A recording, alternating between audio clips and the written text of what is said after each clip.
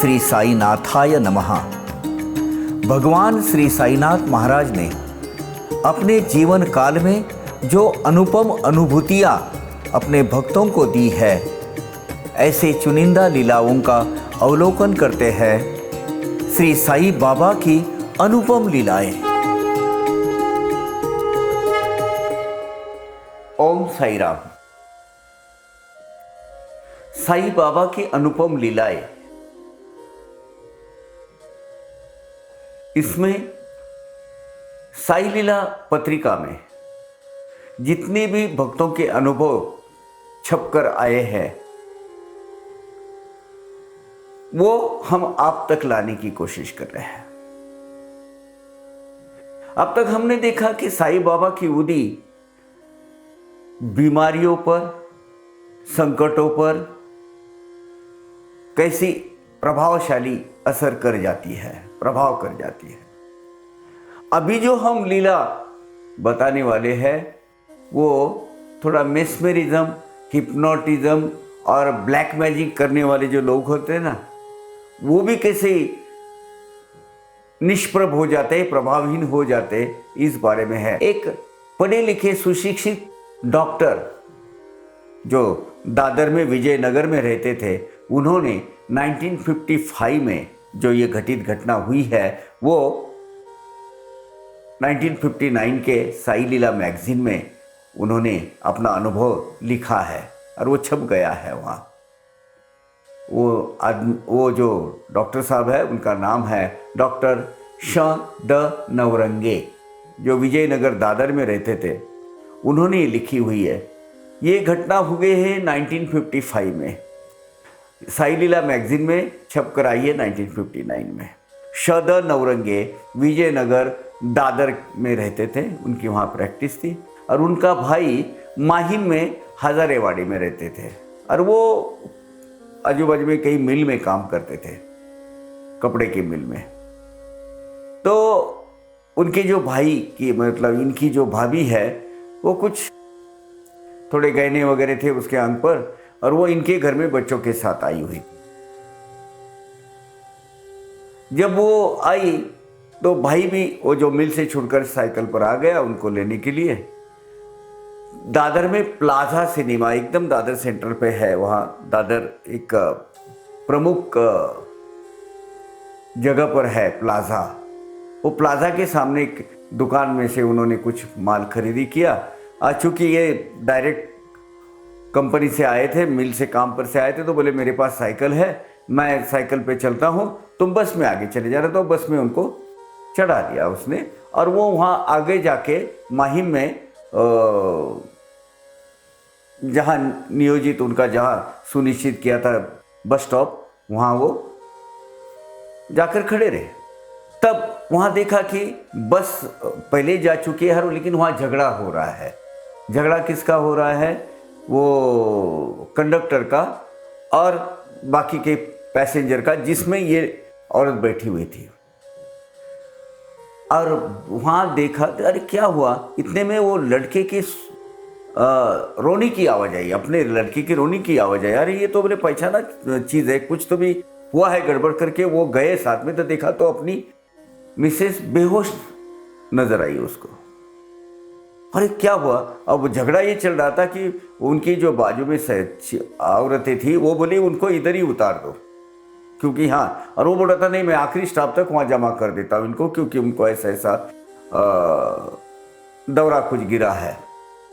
इन्होंने फिर बोला कि भाई ये मेरी ही औरत है, मेरे ही मैं इनको लेने के लिए यहाँ बैठा हूँ। वो कन्विंस हो गया। वो साइकिल उसने एक लड़की के पास वहाँ रख दी बाजू। बेटा बोले इसको संभाल, मैं इसको ले लेता हूँ। कैसा तो भी अपने फेलो जो दूसरे लेडीज पैसेंजर थे उनके साथ में वो नीचे घर में लेके आया, उसको घर में लेकर गया, टैक्सी करके उसको घर में लेकर गया। वो बेहोश अवस्था में कुछ बड़बड़ आ रही थी, कुछ अनाप शनाप बातें कर रही थी, बिल्कुल मैंने आपे से बाहर जा रही थी। तो घर में, बाजू में ही घर था उनका, माहिम में हजारीवाड़ी में।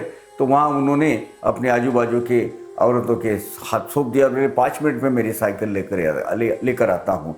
वो स्टॉप पर फिर आए, वो लड़की वहाँ खड़ी थी, उसने वो साइकिल इनको दे दी और मैसेज भेजा अपने भाई को कि ये कुछ गड़बड़ हो गई है, ये बेहोश हो गई और कुछ बिल्कुल कुछ उल्टा सुल्टा कुछ भी बातें कर रही है, मुँह से बड़बड़ा रही है, बहुत बौखला जा रही है और वो आपे से बाहर जाती है।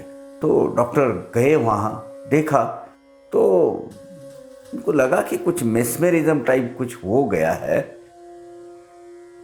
कुछ न कुछ तो तकलीफ है। उन्होंने खैर उसको शांत करने की थोड़ी कुछ भूल भी आज आगे होगी, थोड़ी सी सुस्ती लगे, इसीलिए उन्होंने कुछ दवा दे दी उनको, अपने भाभी को, और वहाँ सुलाया।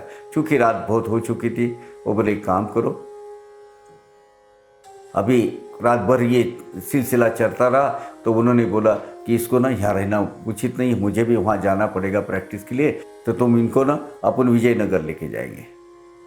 अब सौभाग्यवश ये था कि टैक्सी करने वाले थे, इतने में उनकी खुद की साली जो गई थी उनके घर में विजयनगर में, दादर में, तो उनको पता चला कि ये माहिम में गया है, तो वो माहिम में आई थी, तो वो गाड़ी लेकर आई थी, 4 व्हीलर गाड़ी लेकर आई थी। बोले अच्छा हुआ घर का ही आया। तो उन्होंने वो गाड़ी में बिठाया, तब तक वो शांत थी, एकदम शांत। जैसे वो दादर के वो प्लाजा के बाजू से गुजर गई तो एकदम फिर से बौखला गई। बोले ये क्या हुआ, ये क्या हो रहा है। फिर से वो अपने घर लेके गए उधर विजयनगर, और दूसरे डॉक्टर को बुलाया, और ये खुद डॉक्टर और दूसरे डॉक्टर को बुलाया। बोले इसके ऊपर हिप्नोटिज्म हो गया ऐसा लग रहा है, उन्होंने कुछ थोड़ा सा शांत होने के बाद निकल जाएगा। बोले उसको इंजेक्शन वगैरह दिया, उन्होंने उनको सुलाया शांत में। लेकिन वो उस दौर में भी उसको दौरा पड़ जाता था, उसका बड़बड़ाने का और ये करने का और चिल्लाने का और ये होने का। नॉर्मल औरत, कभी कभी किसी के मतलब किसी से लेना देना न रखने वाली, अपनी घर गृहस्थी करने वाली औरत। अब हुआ यूँ कि इस भागदौड़ी में जब उनको विजयनगर लाया गया अपने भाभी को, तो डॉक्टर साहब की जो मिसेस है वो साई भक्त, बहुत ही श्रद्धा, उसको हमेशा ऐसा लगता था कि हमेशा उसकी श्रद्धा से बड़े बाबा की बुद्धि वो रखती थी, और बाबा की बुद्धि जहाँ है श्रद्धा भाव से अपील करती थी, लगाती थी, अप्लाई करती थी। तो उसके ध्यान में आया कि नहीं, इस वक्त बाबा की बुद्धि लगानी चाहिए। तो फौरन वो अपने पूजा घर में गई, बाबा की तस्वीर के सामने जो बुद्धि रखी थी बुद्धि ले ली, और अपनी भाभी जो है, अपनी भाऊजाई है, भाऊजाई बोलते तो जमात, अपनी भाई की, अपने देवर की जो औरत है, अपनी जाऊबाई बोलते हैं उसको, वो जाऊबाई को लगा दी। तो उतने में वो कुछ ऐसा, उसने आँख खुली 4-5 मिनट के अंदर ही, और बोले भाई, भाभी, भाऊ जरा आ जाओ इधर। तो सब लोग जमा हो गए, क्या हुआ, कहाँ हूं मैं, क्यों लाया मुझे, क्या हुआ था। तो फिर उसको बताया कि कुछ नहीं, तुझे चक्कर आ गई थी, ऐसा ऐसा बस में जा रही थी ना, तो इसीलिए कुछ ऐसा हो गया था।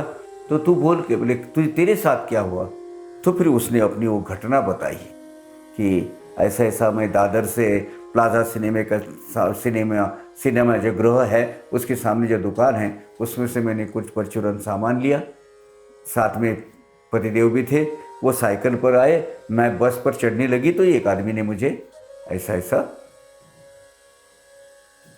खाकी हाफ पैंट पहना हुआ, बड़ा ही डरावना व्यक्तिमत्व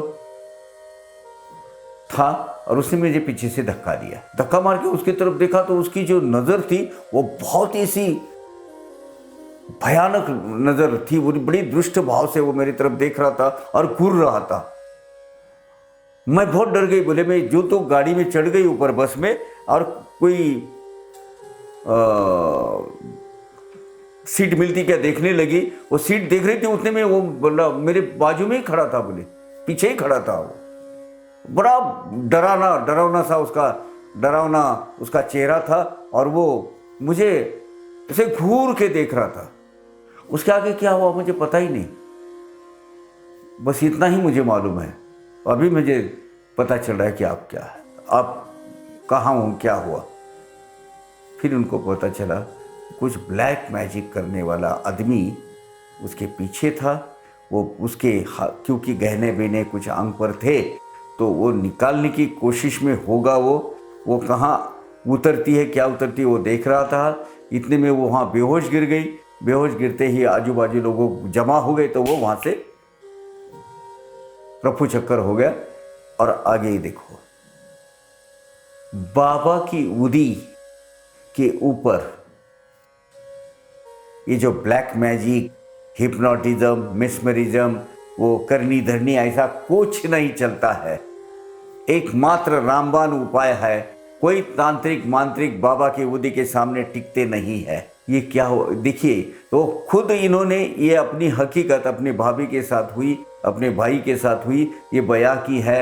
और 1959 की जो साई लीला पत्रिका है उसमें छपकर आई हुई है, आप देख लेना। बाबा की उदी कितनी असरकारक है, अपने भक्तों का कितना संरक्षण करती है। संरक्षण करने के लिए ही बाबा के उदी बाबा देते थे हमेशा। और ऐसे ये जो करनी धरनी, जादू टोना, काला जादू, ये बिल्कुल बाबा की उदी लगाते ही निकल जाता था। ये इसका उदाहरण है। ओम साई राम।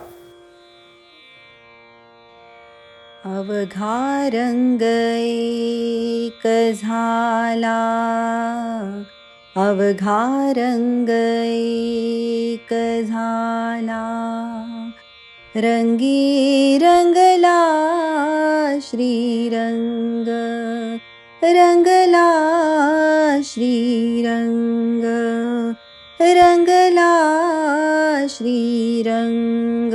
अवघा रंग एक झाला, अवघा रंग एक झाला।